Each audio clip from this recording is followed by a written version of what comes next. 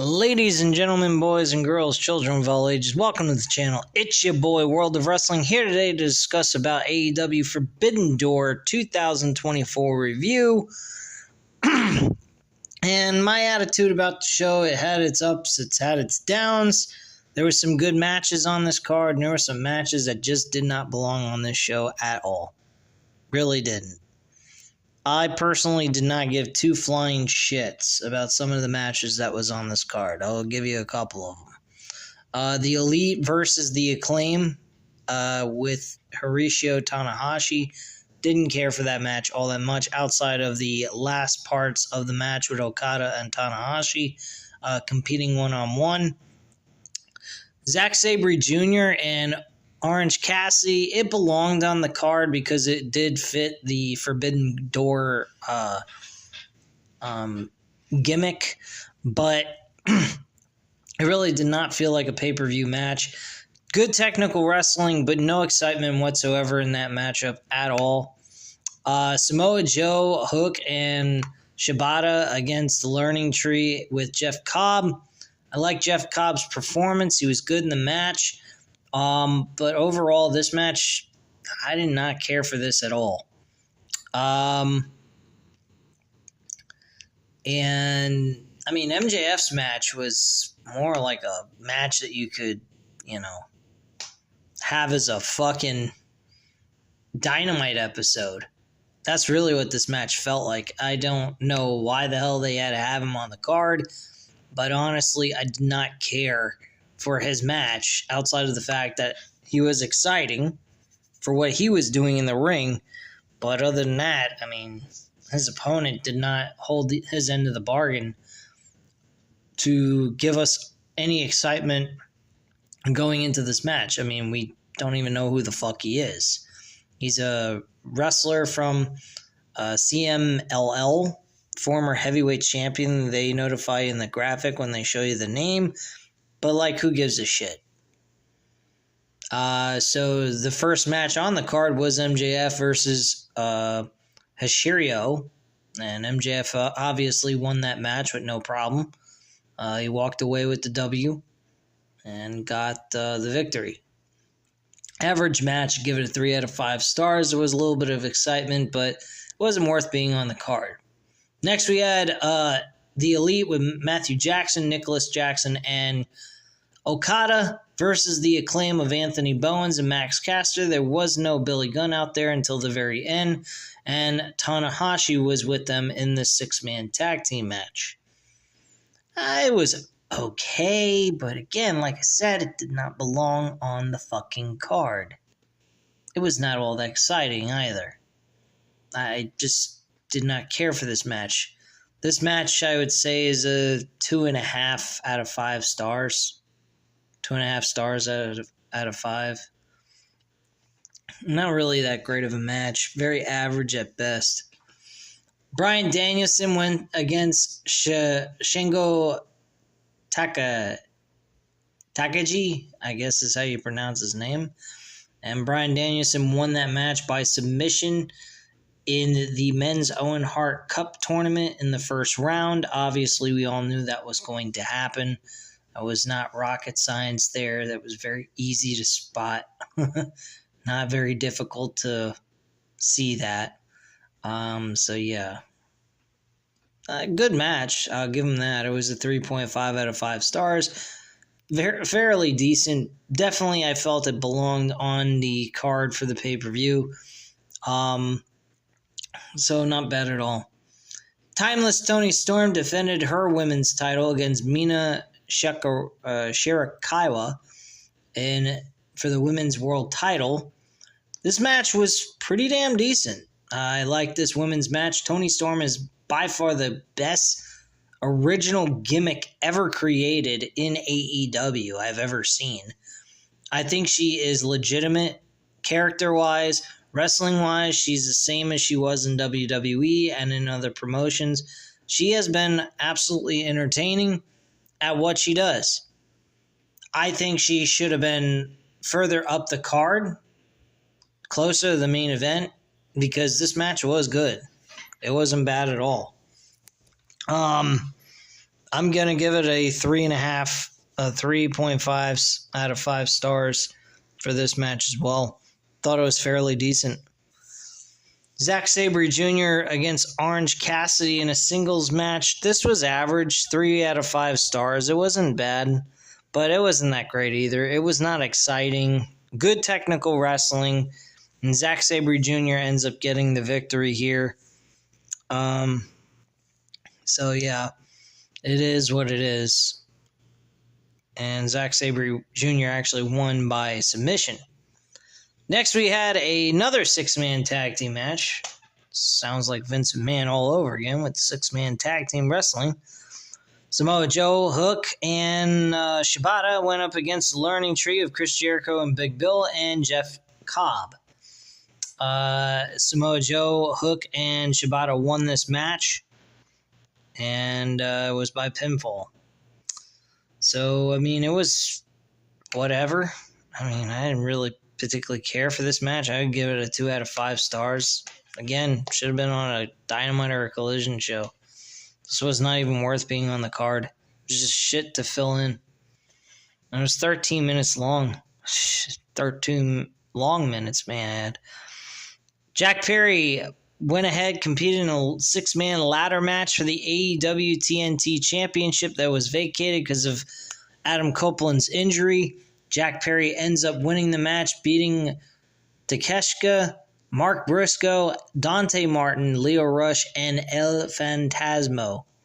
I thought this match was very exciting, had some really good spots, but man, oh man, this AEW roster has really got to stop at all these extreme spots. It is just getting to the point where it's getting nauseating. Like, these guys are getting hurt bad. I feel bad for these guys, really. Mark Briscoe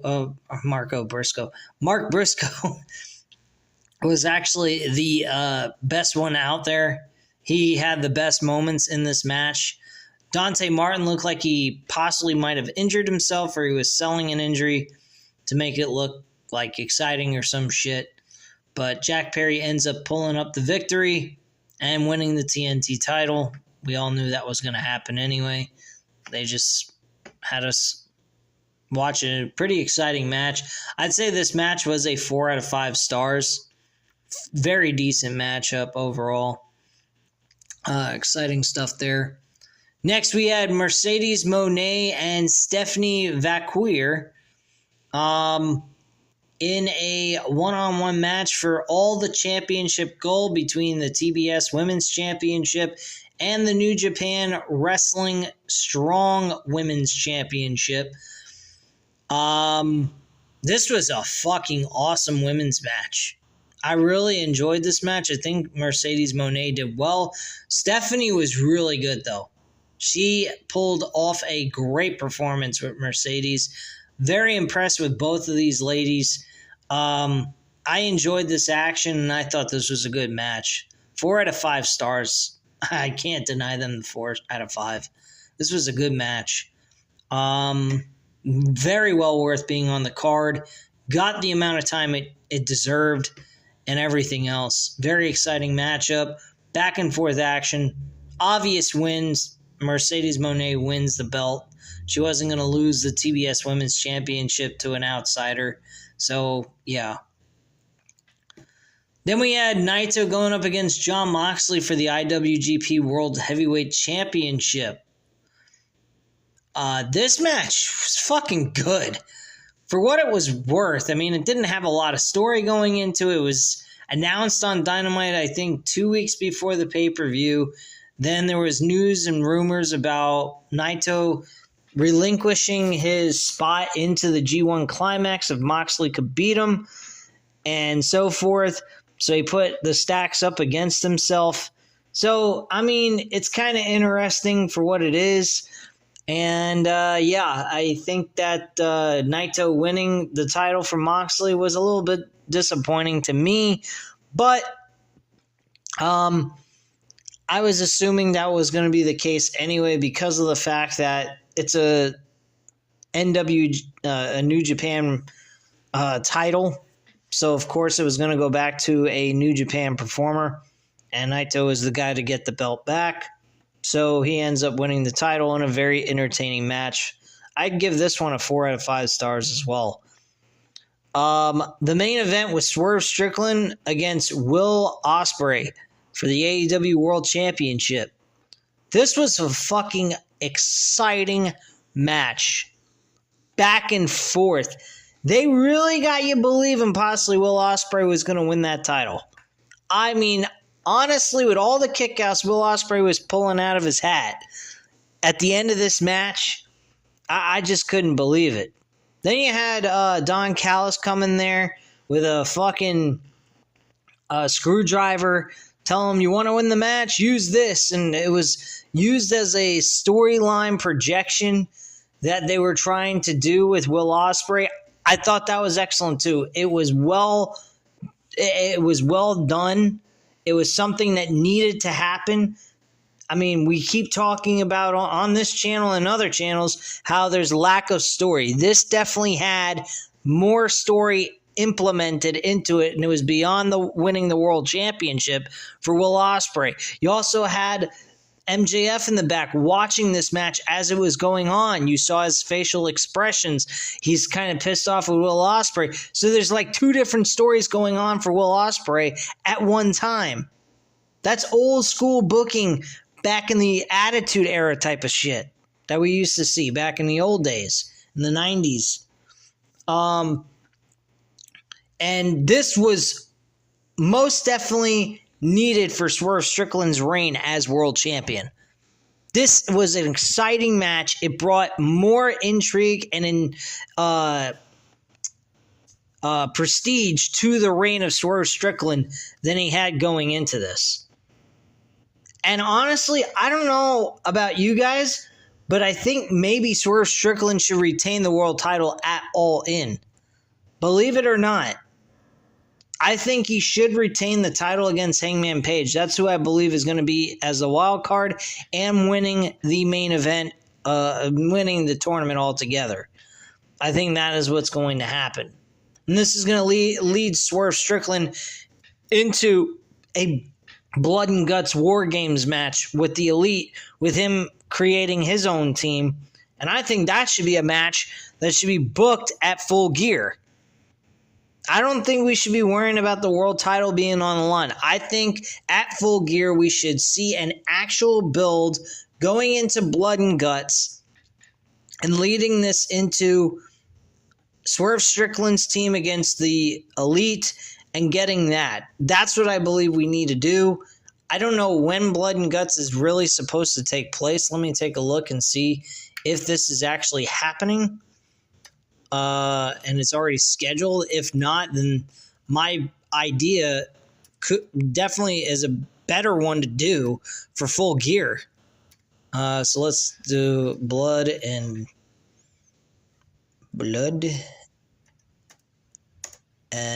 Guts 2024.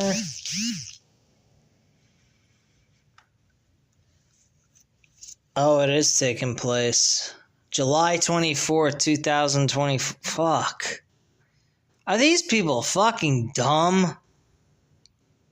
They really are booking this match in Memphis, Tennessee.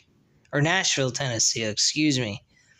They're booking this match. Why are they giving away a match like this that could be utilized for a fucking actual pay-per-view? Could you imagine WWE giving us War Games on a live Raw or SmackDown show? Could you imagine that shit? That would be absolutely ridiculous. There is no story. You don't have enough time to build a story for this. It's July 1st. You got 20-something days to build something towards this. You got 23 days to build towards this, and only a few episodes to do that.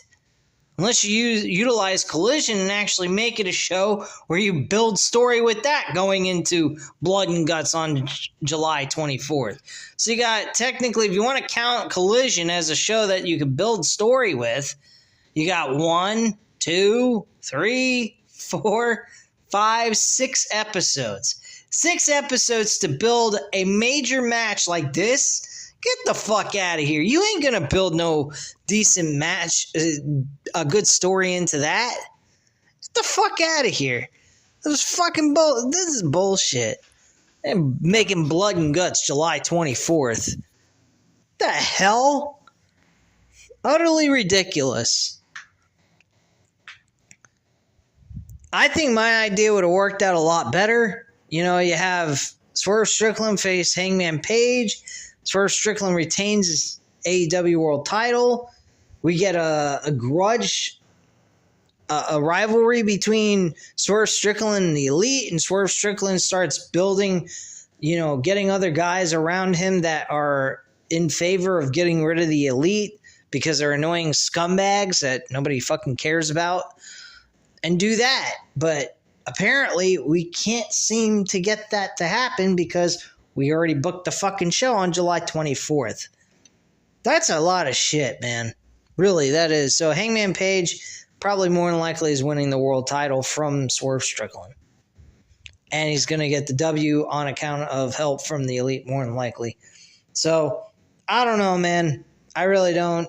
I don't really like the idea of the Blood and Guts being booked before All In. I think it should be done at Full Gear, but to each his own, I guess. I don't know. But I thought the main event was a really good main event. 5 out of 5 stars. Excellent. As good as like Sting and Darby Allin going against the Young Bucks in the main event of Revolution. That was an awesome main event. Those 2 main events were really good. But very disappointing with the Blood and Guts, with really no way of producing a good enough story going into this, with enough time and energy put into it to really give us something worth saying, this is a good Blood and Guts. This was a good build towards it. It's just some match we're just going to throw a bunch of random people in to have a war inside of a cage. Like, who the fuck cares? I mean, the match probably is going to be good. It's not going to be bad, but I don't know, man. My rating on the main event is a 5 out of 5 stars. Easily. Superb match. It was as good, well, maybe not as good as Kenny Omega and Will Ospreay from last year. I mean, they fucking brought the house down. So I'll say 4.5 out of 5 stars because Kenny Omega and Will Ospreay's match last year, I can't say. I mean, this match may not have hit it stride for stride with Kenny Omega and Will Ospreay, but Will Ospreay's match with Swerve Strickland was pretty damn good. So I'll just kind of tone it down just a little bit, since I did mention the Kenny Omega Will Ospreay match, which was far better than it was a really good match. So I'm going to go ahead and lean towards the idea that this is a 4.5 out of 5 stars, and that's pretty much it. But anyway, guys, that's all I have to say at this time. You know what to do. Hit the like button if you liked the video. Hit the subscribe button if you're not already subscribed to the channel. And leave a comment down below. I'll definitely get back to you on that. Thank you guys very much for watching, and have a great night, guys. Bye.